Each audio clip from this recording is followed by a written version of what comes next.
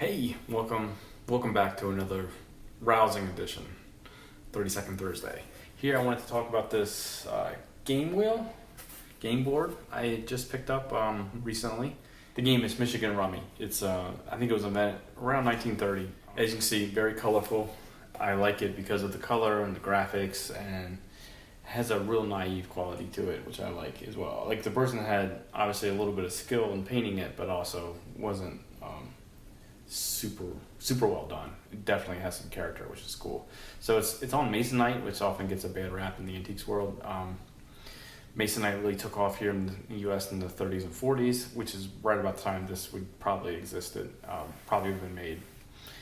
The game was also invented around 1930, so that matches. And sure, it's late, by antique standards, game board standards, but certainly a lot cheaper than something from the late 1800s, mid to late 1800s, with a lot of color as well.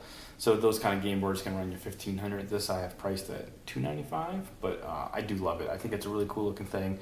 Really pops off a wall. If you're looking for a game board with a lot of color and graphics and visual appeal, but you don't want to spend the $1,200, $1,500, you might want to look for something more from the 30s or 40s. Still has some age, still handmade, still has a lot of character, but for 1/5 or even less of the cost. The final thing I really like about this, like I mentioned before, it is a little bit naive. Some of those game boards from, a lot of the game boards, those people painted them. They were handmade and hand painted, of course, but they were done somewhat over and over and over again. So those people had a lot of skill and a lot of practice, so they were semi-production pieces in that way. This has much more of a one-off type feel, like this might have been the only board this person made. So that's the kind of things I look for with game boards and stuff. I want color, I want it to be affordable, but I want it to be unique and interesting too.